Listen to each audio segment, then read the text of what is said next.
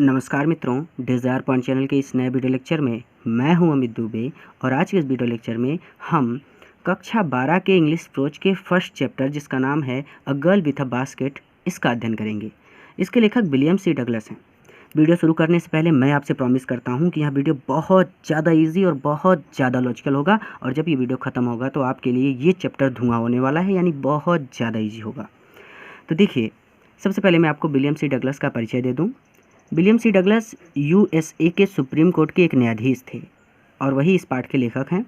और वो 1950 में भारत के भ्रमण पर आए थे। उस समय भारत शरणार्थी समस्या से जूझ रहा था, यानी पाकिस्तान और भारत का बंटवारा हुआ था। बहुत सारे लोग यहाँ से वहाँ और वहाँ से यहाँ आ जा रहे थे, यानी पाकिस्तान से भारत आ रहे थे और कुछ लोग पाकिस्तान से यानी भारत से पाकिस्तान जा रहे थे। उसी समय इन्हें एक प्लेटफॉर्म पर एक बालिका मिलती है और उसी के चरित्र से प्रभावित होकर उन्होंने इस अध्याय को नाम दिया a girl with a basket. तो चलिए शुरू करते हैं और देखते हैं। बहुत ईजी अध्याय है, ध्यान से समझेंगे। आई had left New Delhi for the Himalayas, अर्थात आई हैड लेफ्ट मैंने छोड़ दिया था न्यू दिल्ली को, फॉर द हिमालयास हिमालय जाने के लिए, अर्थात मैं नई दिल्ली से हिमालय के लिए रवाना हो चुका था।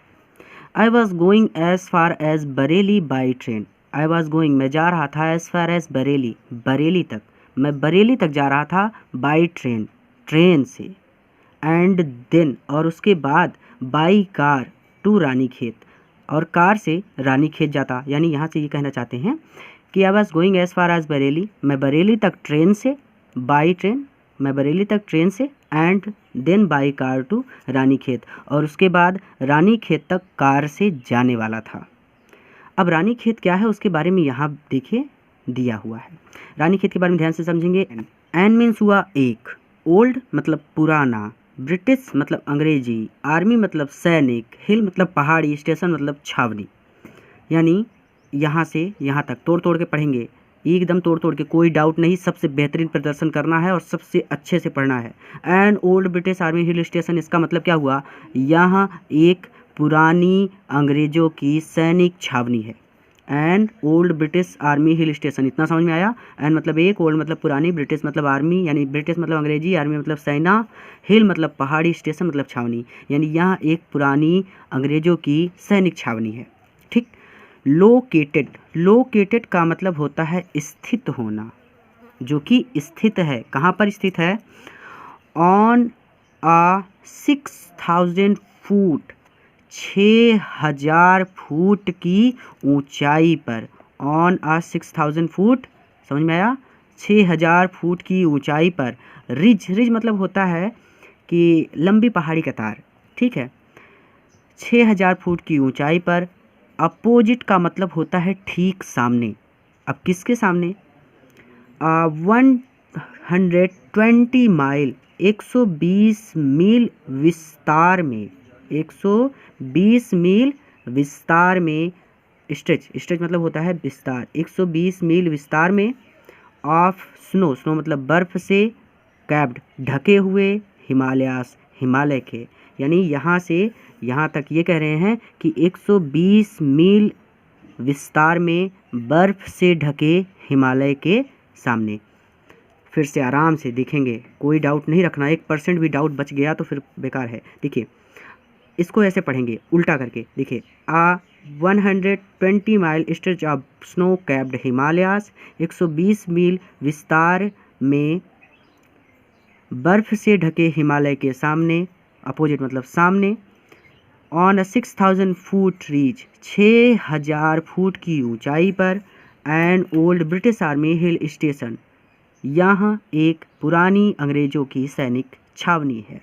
आई थिंक ये बहुत सिंपल बात है, अर्थात यहाँ एक पुरानी अंग्रेज़ों की सैनिक छावनी है जो कि 6000 फुट की ऊंचाई पर स्थित है, 120 मील विस्तार में बर्फ़ से ढके हिमालय के ठीक सामने। इजी है। एक बार फिर से यहाँ से यहाँ तक देखेंगे कि आई had left New Delhi for Himalayas, यानी मैं दिल्ली से हिमालय के लिए चल चुका था। I was going as far as Bareilly, मैं बरेली तक बाई ट्रेन से गया, and then by car to Ranikhet और उसके बाद कार से रानीखेत तक गया, यानी जाता। एन ओल्ड, रानीखेत के बारे में बताते हैं क्या है। An old British army hill station, एक यह एक पुरानी अंग्रेजों की सैनिक छावनी है, लोकेटेड जो कि स्थित है ऑन अ 6000 फुट 6000 फुट की ऊंचाई पर, रीज अपोजिट ठीक सामने आ 120 mile stretch of snow capped Himalayas 120 मील विस्तार में बर्फ से ढके हिमालय के सामने। इजी है ना। आगे, the train was slow, train मतलब रेलगाड़ी, वाज स्लो यानी ट्रेन धीमी थी, यानी धीमी रफ्तार वाली थी, स्लो मोशन में चल रही थी। एंड इट स्टॉप्ड, और यहाँ रुकती थी, at all the way station, and it stopped, और यहाँ रुकती थी, at all the way station, रास्ते में पड़ने वाले सभी स्टेशनों पर। ठीक है। एट एवरी स्टॉप, प्रत्येक स्टॉप पर, I swung open the door of my compartment, I swung open, मैं खोल देता था, the door of my compartment, अपने डब्बे का दरवाज़ा। रेलगाड़ी में डब्बे होते हैं तो वही कहते हैं कि प्रत्येक स्टॉप पर I swung open the door of my compartment, मैं अपने कंपार्टमेंट यानी अपने डिब्बे का दरवाज़ा खोल देता था। एंड वॉक्ड, और टहल लेता था, द प्लेटफॉर्म पर। एक बार फिर से यहाँ से यहाँ तक, यानी यहाँ से यहाँ तक रिवीजन करेंगे। मैं इंग्लिश पढ़ूंगा, हिंदी पे फटाक से आपका मन जाना चाहिए। I had left New Delhi for the Himalayas, मैं दिल्ली से हिमालय के लिए चल चुका था। I was going as far as Bareilly by train, मैं बरेली तक ट्रेन से, एंड और फिर देन उसके बाद by car to Ranikhet, Ranikhet तक कार से जाने वाला था। रानीखेत के बारे में कहते हैं an old British army hill station, यहाँ एक पुरानी अंग्रेजों की सैनिक छावनी है, लोकेटेड जो कि स्थित है ऑन अ 6000 फुट 6000 फुट की ऊंचाई पर, रीज अपोजिट ठीक सामने या फिर ठीक विपरीत कह सकते हैं, आ 120 mile stretch of snow capped Himalayas 120 मील विस्तार में बर्फ से ढके हिमालय के सामने, अपोजिट यानी सामने। ठीक है। द ट्रेन वाज स्लो, रेलगाड़ी धीमी थी यानी धीमी रफ्तार वाली थी। And it stopped all the way station, और यहाँ रास्ते में पड़ने वाले सभी स्टेशनों पर रुकती थी। एट एवरी स्टॉप, में प्रत्येक स्टॉप पर, यानी जब भी ट्रेन रुकती थी तो प्रत्येक स्टॉप पर I swung open the door of my compartment, मैं अपने डिब्बे का दरवाज़ा खोल देता था। एंड वॉक द प्लेटफॉर्म, और प्लेटफॉर्म पर टहल लेता था। देखिए आपको ऐसा लग रहा होगा कि सर लंबा कर रहे हैं, वीडियो लंबा नहीं हो रहा, हर एक टॉपिक मैं क्लियर करवा रहा हूँ। सबसे बेहतरीन प्रदर्शन करना है तो सबसे बेहतरीन वीडियो भी हमारा होना चाहिए। देखिए आगे क्या कहते हैं कि द प्लेटफॉर्म्स, यानी platform were packed with peoples, लोगों से पैक्ड भरे हुए थे, यानी प्लेटफॉर्म लोगों से भरे हुए थे। और उन लोगों में कौन कौन थे? सिख थे, मुस्लिम थे, हिंदू थे, सोल्जर्स सिपाही थे, मर्चेंट्स व्यापारी, प्रीस्ट पुजारी, पोर्टर्स कूली, बेगर्स भिखारी, हॉकर्स फेरी वाले। कितने लोग थे? The platforms were packed with people, platform लोगों से भरे हुए थे। कौन कौन लोग थे? सिख, मुस्लिम, हिंदू, सिपाही, व्यापारी, पुजारी, कूली, भिखारी और फेरी वाले। ऑलमोस्ट एवरीवन, लगभग प्रत्येक व्यक्ति वाज बेयरफुट, बेयरफुट मतलब नंगे पैर था, लगभग प्रत्येक व्यक्ति नंगे पैर था। एंड ड्रेस्ड, और पहने हुए था, लूज ढीले ढाले, वाइट गारमेंट्स सफ़ेद कपड़े, यानी लगभग प्रत्येक व्यक्ति नंगे पैर था और ढीले ढाले सफ़ेद कपड़े पहने हुए था। आई वुड आस्क, मुझे पूछना पड़ा, एट लास्ट 3 पीपल, लगभग 3 लोगों से, बिफोर, तब कहीं जाकर, आई कुड फाइंड, मुझे कोई मिला, 1 एक, हु स्पोक इंग्लिश, जो इंग्लिश बोलता था। यानी मुझे लगभग 3 लोगों से पूछना पड़ा, तब जाकर मुझे एक व्यक्ति मिला जो इंग्लिश बोल सकता था। तो वी वुड टॉक, हमने बातचीत की। वर्ल्ड अफेयर्स, सांसारिक मामलों के बारे में। अब सांसारिक मामले जैसे हर समय संसार में कुछ न कुछ मामले बनते रहते हैं, जैसे शिक्षा का मामला हो गया, वर्ल्ड वार 3 हो गया, यानी कोई भी मामला कुछ न कुछ बनता रहता है। तो उसी चीज़ को कह रहे हैं कि we would talk world affairs, हमने सांसारिक मामलों के बारे में बातचीत की। एंड और एवरी मेजर टॉपिक, और प्रत्येक मेजर यानी मुख्य टॉपिक, बिंदु पर, और प्रत्येक मुख्य बिंदु पर बात की। The news of the day, जो उस दिन के न्यूज़पेपर में प्रोड्यूस्ड, छापा गया था। जैसे न्यूज़पेपर में मुख्य हेडिंग पहले छपती है ना, जैसे पड़ोसी ने पड़ोसी का लोटा चुरा लिया, तो मतलब एक एग्जांपल दे रहा हूँ, तो इस तरह की हेडिंग्स छपती है पहले। तो वही चीज़ कह रहे हैं कि we would talk world affairs and every major topic the news of the day produced. तो वी वुड टॉक, हमने बातचीत की वर्ल्ड अफेयर्स सांसारिक मामलों के बारे में, एंड एवरी मेजर टॉपिक, और उस प्रत्येक मुख्य बिंदु पर, the news of the day produced, जो उस दिन के न्यूज पेपर में छपा था। इन दिस वे, इस तरह से, आई वॉज ट्राइंग, मैं प्रयास कर रहा था, to get a feel of the pulse of the nation. देखिए, गेट अ फील महसूस करने का, ऑफ द पल्स, पल्स मतलब नाड़ी, ऑफ द नेशन राष्ट्र की। इन दिस वे, इस तरह से, आई वॉज ट्राइंग, मैं प्रयास कर रहा था, टू गेट अ फील महसूस करने का, ऑफ द पल्स नब्ज, ऑफ द नेशन राष्ट्र की। इस तरह से मैं राष्ट्र की नब्ज को महसूस करने का प्रयास कर रहा था। चेकिंग ओपिनियन, चेकिंग मतलब जांच करके, ओपिनियन, ओपिनियन मतलब विचार, लोगों के विचार को जांच करके, अगेंस्ट ऑफिशियल एटीट्यूड्स, एटीट्यूड्स मतलब दृष्टिकोण, एंड रिपोर्ट्स, और रिपोर्ट के मुताबिक। फिर से कि चेकिंग ओपिनियन, लोगों के विचारों को जान करके, ऑफिशियल एटीट्यूड्स, सरकारी दृष्टिकोण, और रिपोर्ट के आधार पर लोगों के विचार को जांच करके मैं इस तरह राष्ट्र की नब्ज को महसूस करने का प्रयास कर रहा था। तो एक बार फिर से आराम से रिवीजन होगा ताकि कोई भी डाउट ना रह जाए। मैं इंग्लिश पढ़ूंगा, आपका माइंड फटाक से हिंदी पर जाना चाहिए, कोई भी डाउट नहीं रखना है। The platforms were packed with people, platform लोगों से खसाखस भरे हुए थे। उनमें कौन कौन लोग थे? सिख, मुस्लिम, हिंदू, सोल्जर यानी सिपाही, मर्चेंट व्यापारी, पुजारी, कूली, पोर्टर्स कूली होता है, बेगर्स भिखारी, हॉकर्स फेरी वाले। Almost everyone was barefoot and dressed in loose white garments, लगभग प्रत्येक व्यक्ति नंगे पैर था और सफ़ेद ढीले ढाले कपड़े पहने हुए था। I would ask at least 3 people before I could find one who spoke English, मुझे कम से कम 3 लोगों से बात करनी पड़ी, तब जाकर मुझे कोई एक व्यक्ति ऐसा मिला जो इंग्लिश बोल सकता था। We would talk world affairs, हमने सांसारिक मामलों के बारे में बातचीत की, एंड एवरी मेजर टॉपिक, और प्रत्येक मुख्य बिंदु पर बात की, the news of the day produce, जो उस दिन के न्यूज़पेपर में छापी गई थी। इन दिस वे, इस तरह से, I was trying to get a feel of the pulse of the nation, इस तरह से मैं राष्ट्र की नब्ज या फिर नाड़ी को पहचानने यानी महसूस करने का प्रयास कर रहा था। चेकिंग ओपिनियन, विचार जान करके यानी लोगों के विचार जान के, against official attitudes and reports, सरकारी दृष्टिकोण से और रिपोर्ट के आधार पर लोगों के विचार जानकर मैं राष्ट्र की नब्ज को महसूस करने का प्रयास कर रहा था। आगे चलते हैं। द रूट, रूट मतलब होता है रास्ता, ले थ्रो होकर जाता था, वन ऑफ द रिचेस्ट सबसे समृद्ध, वन मतलब बहुत से समृद्ध हैं तो उनमें से किसी एक, तो कहते हैं द रूट ले थ्रो, यह रास्ता होकर जाता था, वन ऑफ द रिचेस्ट सबसे समृद्ध, ऑफ इंडियाज भारत के एग्रीकल्चरल यानी कृषि एरियाज क्षेत्रों से, वहाँ रास्ता भारत के सबसे समृद्ध कृषि क्षेत्रों से होकर जाता था, यानी ऐसा क्षेत्र था जहाँ पर बहुत ज़्यादा खेती होती थी। The route lay through one of the richest of India's agricultural area, वह रास्ता भारतवर्ष के सबसे समृद्ध कृषि क्षेत्रों से होकर जाता था। दिस वाज, यहाँ था, द प्लेन, प्लेन मतलब समतल, ऑफ अपर गंगा रिवर, यह गंगा नदी का ऊपरी मैदान था। दिस वाज द प्लेन, यह मैदान था, ऑफ अपर गंगा रिवर, यह गंगा नदी का ऊपरी मैदान था। 1000 feet above sea level, 1000 feet 1000 feet above ऊंचा, सी लेवल यानी समुद्र के स्तर से 1000 फीट ऊंचा था। रेलवे प्लेटफॉर्म पर आप देखिए वहाँ पर लिखा रहता है कि समुद्र स्तर से इतना ज़्यादा ऊंचा, यानी ऊंचाई बता रहे हैं। This was the plain of the upper Ganga river 1000 feet above sea level, यानी समुद्र के स्तर से 1000 फीट ऊंचा था।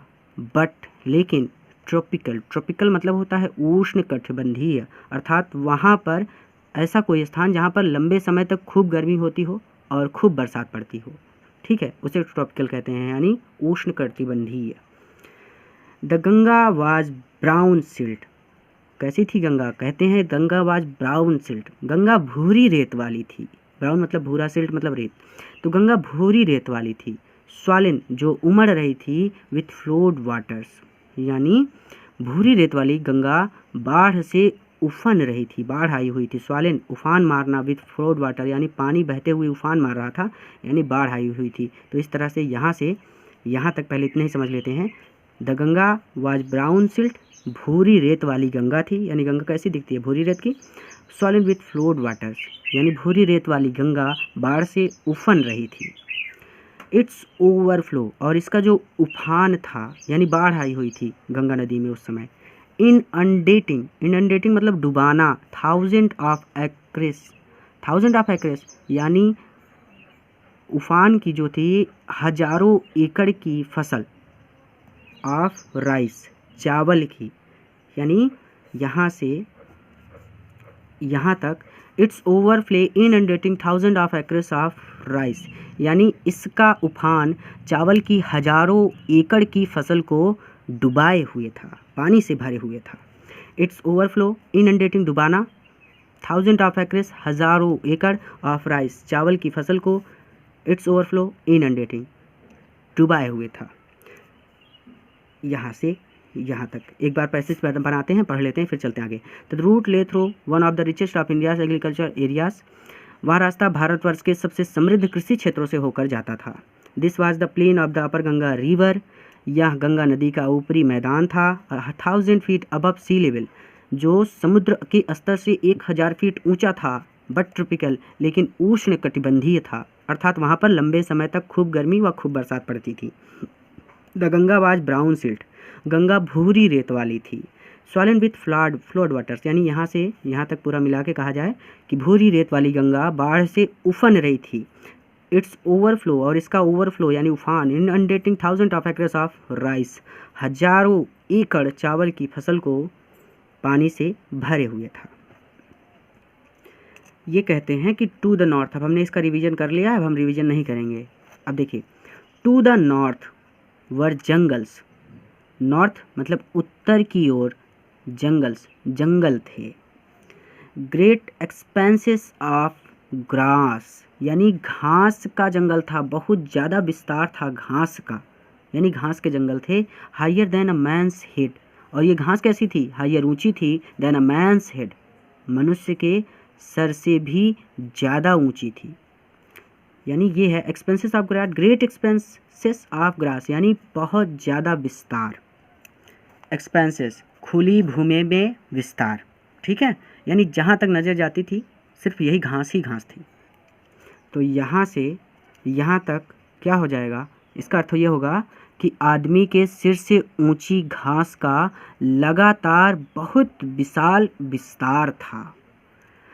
एंड अनब्रोकन, और ये अनब्रोकन था, यानी ये कहीं पर भी टूटा हुआ नहीं था, जहाँ तक निगाह जाती थी यही घास का जंगल ही दिख रहा था। एक्सपेक्ट, लेकिन कहीं कहीं पर for an occasional clump, occasional clump यानी झुरमुट थे, ऑफ ट्रीज पेड़ों के, यानी कहीं कहीं पर वृक्षों के झुंड थे, और उसके अलावा ये अनब्रोकन था, अर्थात ये कहना चाहते हैं कि कहीं कहीं पर वृक्षों के झुंड के अतिरिक्त यह कहीं से भी टूटा नहीं था, ठीक है। द होम्स ऑफ टाइगर, ये घर थे, द होम्स ये घर थे, ऑफ टाइगर्स चीतों के, एलिफेंट्स हाथियों के, पाइथन्स अजगरों के, एंड कोबरास और काले नागों के। और ये घर किसके थे, यानी इसमें कौन कौन रहते थे इस जंगलों में, चीते, हाथी, अजगर और काले नाग रहते थे। तो यहाँ से यहाँ तक फिर से एक बार कि the north were great jungles, भैया मैं इसलिए बार बार एक्सप्लेन कर रहा हूँ कि एक बार पढ़ने के बाद भविष्य में कभी भी दिक्कत ना हो, बेहतरीन प्रदर्शन करना है हमें, बस मेरा एक उद्देश्य है। To the north were great jungles, sorry to north were jungles, उत्तर की ओर जंगल थे। Great expanses of grass higher than man's head, यानी आदमी के सिर से ऊंची घास का लगातार बहुत विशाल विस्तार था। And unbroken except for an occasional clump of trees, जो कहीं कहीं पर वृक्षों के झुंडों के अतिरिक्त कहीं से भी टूटा नहीं था। द होम्स ऑफ, और ये घर थे, जो घर थे टाइगर शेरों के, एलिफेंट्स हाथियों के, पाइथन्स अजगरों के, एंड कोबरास और काले नागों के। एवरीवेयर कहते हैं कि प्रत्येक स्थान पर, यानी चारों तरफ, एल्स इसके अलावा चारों तरफ, देयर वाज फ्लैट लैंड, यानी इसके सिवाय सब जगह सपाट भूमि या फिर सपाट मैदान, रनिंग फैला हुआ था, टू द हॉरिजॉन क्षितिज तक फैला था, अर्थात इसके सिवाय सब जगह सपाट मैदान क्षितिज तक फैला था। क्षितिज का मतलब क्या होगा? वह स्थान जहाँ पर ऐसा लगता है कि पृथ्वी और आकाश मिल रहे हैं, उसे क्षितिज कहते हैं। बट लेकिन डॉटेड हेयर एंड देयर, कहीं कहीं पर, लेकिन कहीं कहीं पर, by the sacred banyan trees, sacred पवित्र बनियान, बनियान यानी पहनने वाली बनियान नहीं, बरगद, ट्रीज बरगद के वृक्ष थे, लेकिन कहीं कहीं पर पवित्र बरगद के वृक्ष थे, और बाय रोज या फिर पंक्तियाँ थीं ऑफ पाकड़ ट्रीज, पाकड़ के वृक्षों की पंक्तियाँ थी। ठीक है। लाइक एल्म, जो एल्म की भांति, लाइक एल्म का क्या तात्पर्य है? शेप्ड लाइक एल्म, यानी जो एल्म के एक वृक्ष की भांति थे, शेप्ड थे, एंड हैविंग थिक, और उनके तने थे, ट्विस्टेड मुड़े हुए, ट्रंक, यानी उनके तने मुड़े हुए और मोटे थे। आराम से, कोई जल्दी नहीं, कहीं नहीं जाना। फिर से कि but dotted here and there, लेकिन कहीं कहीं पर, by the sacred banyan trees, पूरा पहले यहाँ से लेकर यहाँ तक समझ लीजिए। हिंदी इसकी ये है कि कहीं कहीं पर, इधर उधर, पवित्र बरगद का वृक्ष या पाकड़ के पेड़ों की पंक्तियाँ थी, जिनका आकार एल्म वृक्ष की भांति था तथा जिनके तने मोटे तथा मुड़े हुए थे। ठीक है। तो but dotted here and there, लेकिन कहीं कहीं पर, by the sacred banyan trees, पवित्र बरगद के वृक्ष थे, और by rows of pakad trees, या फिर पाकड़ के पेड़ों की पंक्तियाँ थी, शेप्ड लाइक एल्म, जिनका आकार एल्म के वृक्षों की भांति था, and heavy thick twisted trunk, trunk मतलब तना, ट्विस्टेड मुड़ा हुआ, थिक मतलब मोटा, और उनके तने मोटे तथा मुड़े हुए थे। आसान है पूरा। Hot humid air was moving in from the south west, hot मतलब गर्म, हमिड एयर यानी हमिड मतलब गर्म नर्म, हॉट हमिड गर्म नर्म, एयर हवा, was moving in from the south waste, south west का मतलब है कि दक्षिण पश्चिम से गर्म नम हवा अंदर चली आ रही थी। यहाँ से इसको यहाँ पे ख़त्म करते हैं, यहाँ से पूरा एक बार फिर से रिवीजन करते हैं। Everywhere else there was flat and running to the horizon, इसके सिवाय सब जगह सपाट मैदान क्षितिज तक फैला था। But dotted here and there, लेकिन कहीं कहीं पर, by the sacred banyan trees और by rows of pakad trees, लेकिन कहीं कहीं पर क्या थे? पवित्र बरगद के वृक्ष या पाकड़ के पेड़ों की पंक्तियाँ थीं, shaped like Elm and having thick twisted trunk, जिनका आकार एल्म वृक्ष की भांति था तथा जिनके तने मोटे तथा मुड़े हुए थे। Hot humid air was moving in from the south west, दक्षिण पश्चिम से गर्म नम हवा अंदर चली आ रही थी। मॉन्कीज मतलब बंदर, सम ऑफ देम मदर्स, उनमें से कुछ माताएं थी, विथ बेबीज, जो अपने बच्चों के साथ थी, क्लिंकिंग टू देम, यानी आप कह सकते हैं क्लिंकिंग टू देम मतलब जो अपने बच्चों को चिपकाए हुए थी, एंड राइडिंग अंडरनीथ, और उनके बच्चे क्या थे? नीचे की ओर लटक रहे थे। जैसा कि आप इमेज में देख सकते हैं कि बंदर है, उसने अपने बच्चे को चिपकाया हुआ है और वो चल रही है, तो बच्चा नीचे की ओर लटक रहा है। तो सम ऑफ देम ऑफ मदर्स, बंदर उनमें से कुछ माताएं थी, विथ बेबीज क्लिंकिंग टू देम, जिन्होंने अपने बच्चों को अपने से चिपकाया हुआ था, एंड राइडिंग अंडरनीथ, और बच्चे नीचे की ओर लटक रहे थे। सॉन्ग ऑफ ट्रीज, पेड़ों से उछल करके यानी पेड़ों से कूद करके, एट द स्टेशन पर आ गए थे। लुकिंग फॉर फूड, भोजन की तलाश में, यानी भोजन की तलाश में बंदर पेड़ों से कूद करके स्टेशन पर आ गए थे। द विलेज वी पास्ट, जिस गांव से हम गुजरे, हैड वॉल्स, उनकी दीवारें, मेड ऑफ मड, मिट्टी से बनी हुई थी, मिक्सड विथ वाटर, पानी से, एंड काउज डग, और गाय के गोबर से, यानी मिट्टी, पानी और गाय की गोबर को मिलाकर बनाई गई थी। गांव में दीवारें कच्ची होती हैं, तो वही कहते हैं, होती नहीं, पहले हुआ करती थी, अब तो विकसित हो रहे हैं धीरे धीरे। तो कहते हैं कि the village we passed had walls made of mud, the village we passed, जिस गांव से हम गुजरे, यानी जिन गांवों से हम गुजरे, हैड वॉल्स, उनकी दीवारें, मेड बनी हुई थी, ऑफ मिट्टी, पानी और गाय के गोबर से, यानी जिस गांव से हम गुजरे उनकी घरों की दीवारें मिट्टी और गाय के गोबर से मिलकर बनी हुई थी। कुछ ग्रामीण शब्दों का प्रयोग करेंगे। देखिए, जैसे कहते हैं कि their peaked roofs. Peaked roofs का मतलब होता है छत का ऊपरी भाग, ध्यान से समझेंगे। वर थैच्ड, थैच्ड मतलब होता है छाया गया। गांवों में झोपड़ियाँ छाई जाती हैं, जिसे हम लिंटर कहते हैं, घर बनाते वक्त हम लिंटर करते हैं, वैसे झोपड़ियों को छाया जाता है यानी छत। Their peaked roofs were thatched, उनकी छत के ऊपरी भाग को छाया गया था। आप इमेज देख सकते हैं कि कैसे घास फूस की झोपड़ी बनी है और उसका जो छत है वो छाया गया है। Bundle of grasses, bundle of grass, घास के गुच्छे, टाइड बांधे गए थे टू बम्बू, बम्बू मतलब होता है बम्बू, पोल्स मतलब होता है बांसों से। अब ये बांस क्या है, जैसे लोहे की रॉड होती है, वैसे ही एक तरह की घास होती है, ये बहुत बड़ी होती है। बांस जो होता है ये ग्रामीण क्षेत्रों में पाया जाता है और ये बहुत लंबे लंबे होते हैं, तो पोल्स की तरह होते हैं, ठीक है। तो बम्बू पोल्स, बांसों से, स्ट्रेच्ड, स्ट्रेच्ड का मतलब होता है अक्रॉस द रैफ्टर, रैफ्टर्स मतलब होता है बल्ली के ऊपर, स्ट्रेच अक्रॉस, ये फैलाए हुए थे। ये बांस कहाँ फैलाए हुए थे, रैफ्टर्स, बल्लियों पर। तो आई थिंक ये पूरा क्लियर हो गया होगा। तो अब आराम से देखिए, their peaked roofs were thatched, उनके छत के ऊपरी भाग यानी उनकी छतों को छाया गया था।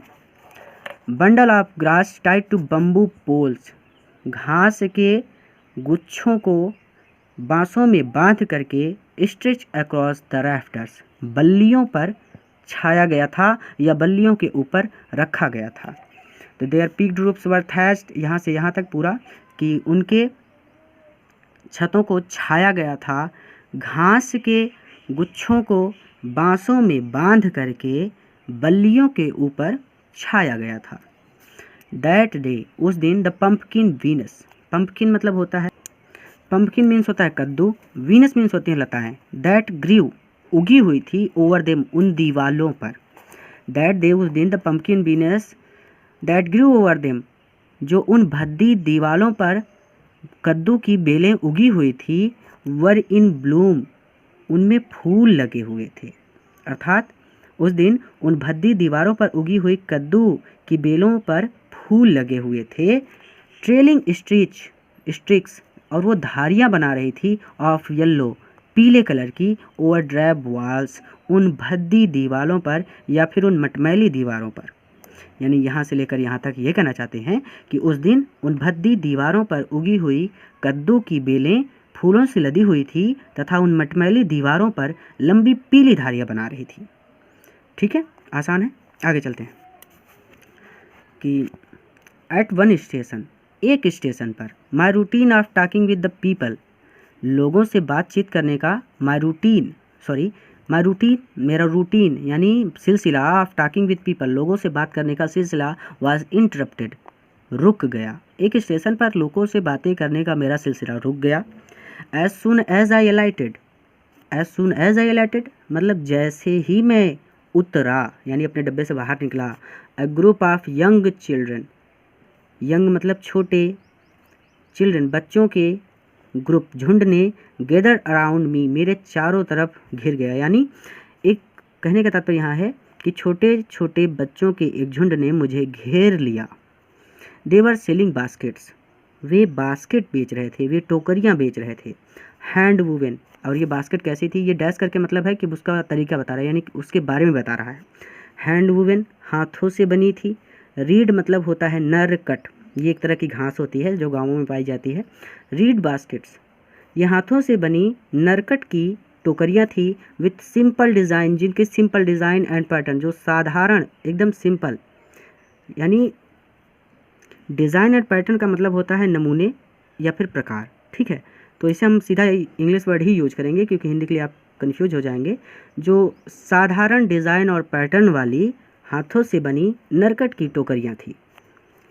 दे held the basket high, they held, उन्होंने उठाया हुआ था, द बास्केट, उन टोकरियों को, हाई यानी उन टोकरियों को वो ऊपर उठाकर, शाउटिंग वर्ड्स, जो शब्द चिल्ला रहे थे। आई डिड नॉट नो, मैं उसे नहीं समझ सका क्योंकि भाई इंग्लिश व्यक्ति थे, अब वो हिंदी में बोल रहे होंगे कि टोकरिया ले लो, टोकरिया ले लो, तो वो वर्ड ये नहीं समझ सके। इन्होंने कहा कि जो शब्द वो टोकरियों को ऊंचा उठाकर चिल्ला रहे थे उन्हें मैं नहीं समझ सका। I did not know but conveying unmistakably their desire. Conveying, लेकिन कन्वेइंग मतलब समझ जा रहा था। अनमिस्टेकेबली देयर डिज़ायर अर्थात कहना ये चाहते हैं किंतु उनकी इच्छा बिल्कुल स्पष्ट रूप से मैं समझ जा रहा था, क्योंकि उनकी इच्छा स्पष्ट हो रही थी कि ये टोकरियाँ बेचना चाहते हैं। यानी यहाँ से दे से डिज़ायर तक ये होगा कि टोकरियों को ऊपर उठाकर जो शब्द चिल्ला रहे थे उन्हें तो मैं नहीं समझ सका, किंतु उनकी इच्छा बिल्कुल स्पष्ट रूप से व्यक्त हो रही थी। फिर से रिवीजन करेंगे। At one station my routine of talking with people was interrupted. लोगों से बातचीत करने का मेरा सिलसिला एक स्टेशन पर रुक गया। As soon as I alighted a group of young children gathered around me. जैसे ही मैं नीचे उतरा छोटे बच्चों के एक ग्रुप ने यानी एक समूह ने मुझे घेर लिया। दे वर सेलिंग बास्केट्स, वे टोकरियाँ बेच रहे थे। Hand woven read basket with simple and design pattern, साधारण डिज़ाइन और पैटर्न वाली हाथों से बुनी हुई नरकट की टोकरियाँ थी। They held the basket high, shouting words I did not know but conveying unmistakably their desire. वे टोकरियाँ बेच रहे थे और टोकरियों को ऊपर उठाकर जो शब्द चिल्ला रहे थे उन्हें मैं नहीं समझ सका, किंतु उनकी इच्छा बिल्कुल स्पष्ट हो रही थी। These were refugees children. Refugee मतलब शरणार्थी होता है, यानी ये शरणार्थियों के बच्चे थे। आप कह सकते हैं कि वे शरणार्थी बालक थे। शरणार्थी मतलब जो जैसे कोई व्यक्ति अपने घर को छोड़कर कहीं और रहने के लिए आ जाए तो उसे हम शरणार्थी समझेंगे। जैसे पाकिस्तान से कुछ लोग भारत आ गए, तो जो लोग पाकिस्तान से भारत आए वे शरणार्थी हो गए, क्योंकि उनके पास घर नहीं थे, वे अब शरण में आए हुए हैं। ठीक है, तो दीज वर रिफ्यूजी चिल्ड्रंस, ये शरणार्थी बालक थे। व्हेन, जब पार्टीशन बंटवारा बिटवीन इंडिया एंड पाकिस्तान, जब पाकिस्तान और भारत के बीच बंटवारा वाज डिक्रीड, घोषणा हुआ, यानी जब भारत और पाकिस्तान के बीच बंटवारे की घोषणा हुई, 100,000 ऑफ पीपल, लाखों लोगों ने pulled up their roots. Pulled up their roots मतलब होता है कि लाखों लोग बेघर हो गए। पुल्ड अप देयर रूट्स इसका मतलब होता है बेघर हो जाना, तो लाखों लोग बेघर हो गए। यानी जब भारत और पाकिस्तान के बीच बंटवारा हुआ तो लाखों लोग अपने पुराने घरों को छोड़ दिए। एंड चेंज्ड, और बदल लिया, देयर रेसिडेंस। रेसिडेंस मतलब निवास स्थान, यानी अपने लिए नए निवास स्थानों की खोज की। जैसे अब पाकिस्तान को छोड़कर भारत आएंगे तो भारत में भी तो निवास स्थान चाहिए, कहीं रहने के लिए स्थान चाहिए, तो उनका निवास स्थान चेंज हो गया। जैसे अभी हम इलाहाबाद में रहते हैं, इलाहाबाद को छोड़कर हम दिल्ली चले जाएं तो जाहिर सी बात है हमारा निवास स्थान चेंज हो जाएगा। ठीक है, यानी यहाँ से यहाँ तक पूरा मिलाकर ये कहना चाहते हैं कि जब भारत और पाकिस्तान के बीच बंटवारा हुआ तो लाखों लोगों ने अपने पुराने घरों को छोड़ दिया तथा नए घरों की खोज की। 9 मिलियन 90 लाख पीपल, लोगों ने लेफ्ट पाकिस्तान, पाकिस्तान को छोड़ दिया, एंड केम टू इंडिया, और भारत आ गए। Driven by the fear of religious fanaticism. Religious fanaticism मतलब होता है धार्मिक, आप इसको कह सकते हैं धार्मिक उन्माद। फैनेटिज्म मतलब होता है उन्माद, धार्मिक उन्माद। तो धर्म के भय से, उसी डर से, धार्मिक कट्टरता भी आप वर्ड यूज कर सकते हैं इसके लिए। ठीक है, तो यहाँ पे पहले मैं आपको हिंदी बता देता हूँ कि 9 मिलियन पीपल से यहाँ तक की हिंदी ये होगी कि धर्मांधता के डर से 90 लाख लोगों ने पाकिस्तान छोड़ा और भारत में आ गए। ठीक है, 9 million people left Pakistan and came to India driven by the fear of religious fanaticism. धर्मांधता के भय से 90 लाख लोगों ने पाकिस्तान को छोड़ा और भारत आ गए। They were poor people to start. They were poor, ये गरीब लोग थे। टू स्टार्ट, जब इन्होंने अपनी यात्रा शुरू की थी तो ये गरीब थे। और उसके बाद कहते हैं कि देवर पुअर, और ये गरीब होते चले गए as they began their long trek, अपनी लंबी यात्रा के दौरान। यानी आरंभ में ये लोग गरीब थे और अपनी लंबी पैदल यात्रा पर चलते हुए यह लोग और भी गरीब हो गए। ठीक है, फिर से कि देवर पुअर पीपल टू स्टार्ट, जब इन्होंने यात्रा शुरू की थी ये लोग गरीब थे। देवर पुअर, और ये और भी गरीब होते चले गए as they begin their long trek, अपनी पैदल यात्रा के दौरान। For all they could carry, क्योंकि ऑल दे कुड कैरी, वो कुछ जो कुछ भी ला सकते थे, was a bit of food, a bit of food यानी थोड़ा सा भोजन था, एंड फ्यू बिलोंगिंग्स और कुछ थोड़े सामान थे, क्योंकि जो कुछ भी वे ला सके वहाँ केवल थोड़ा सा खाना और थोड़ी सी चीज़ें थी, क्योंकि भाई पैदल यात्रा कर रहे हैं, कितना सामान ले जाएंगे। सून दे वर आउट ऑफ फूड, जल्द ही उनके पास भोजन समाप्त हो गया। अ फ्यू डेज आफ्टर, और कुछ दिनों बाद, दे स्टार्टेड यानी यात्रा के कुछ दिनों के बाद, यात्रा शुरू करने के कुछ दिनों बाद, दे बिगिन टू फॉल, वे गिरने लगे, बाय द वे साइड, सड़कों के किनारे, फ्रॉम द वीकनेस, कमजोरी की वजह से, ऑफ हंगर, भूख और कमजोरी या फिर भूख की कमजोरी की वजह से वे लोग सड़कों के किनारे गिरने लगे, एंड डाइड और मरने लगे, वेयर दे फॉल फेल, जहाँ पर भी वे गिरते वे मर जाते। यानी यहाँ से यहाँ तक पूरा मिलाकर ये कहना चाहते हैं कि कुछ दिनों बाद जब वे चले तो भूख की कमजोरी से वे सड़क के किनारों पर गिरने लगे, तथा जहाँ पर वे गिरे वहीं पर मर गए। फिर से रिवीजन करेंगे। दीज वर रिफ्यूजी चिल्ड्रन, ये शरणार्थी बालक थे। When partition between India and Pakistan was decreed, hundred of thousand of people pulled up their roots and change their residence. वे शरणार्थी बालक थे। जब भारत और पाकिस्तान के बीच बंटवारा हुआ तो लगभग लाखों लोगों ने अपने पुराने घरों को छोड़ दिया तथा नए घरों की खोज की। 9 million people left Pakistan and came to India driven by the fear of religious fanatism। कहते हैं कि धर्मांधता के डर से 90 लाख लोगों ने पाकिस्तान छोड़ा और भारत में आ गए। They were poor people to start with, they were poorer as they began their long trek। यानी आरंभ में वे लोग गरीब थे और अपनी लंबी पैदल यात्रा पर चलते हुए यहाँ लोग और भी गरीब हो गए। For all they could carry was a bit of food and few belongings, क्योंकि जो कुछ भी वे ला सके वहाँ केवल थोड़ा सा खाना और थोड़ी सी चीज़ें थी। Soon they were out of food, जल्द ही उनके पास भोजन समाप्त हो गया यानी खाना पीना समाप्त हो गया। A few days after they started, they began to fall by the wayside from the weakness of hunger and died where they fall। शीघ्र उनका खाना पीना समाप्त हो गया। कुछ दिनों बाद जब वे चले तो भूख की कमजोरी से वे सड़क के किनारों पर गिरने लगे तथा जहां वे गिरे वहीं पर मर गए। तो आज के इस वीडियो में बस यहीं तक। इसके पार्ट 2 का अध्ययन हम अगले वीडियो में करेंगे। के पार्ट 2 का अध्ययन करने के लिए आप हमारे चैनल की प्लेलिस्ट में जाइए, वहां पर आपको क्लास 12th की इंग्लिश रीडर की आपको एक प्लेलिस्ट मिल जाएगी। वहां पर आप आसानी से इसके वीडियोस का अध्ययन कर सकते हैं। पूरा वीडियो देखने के लिए धन्यवाद। अपने मित्रों के साथ भी शेयर कीजिएगा।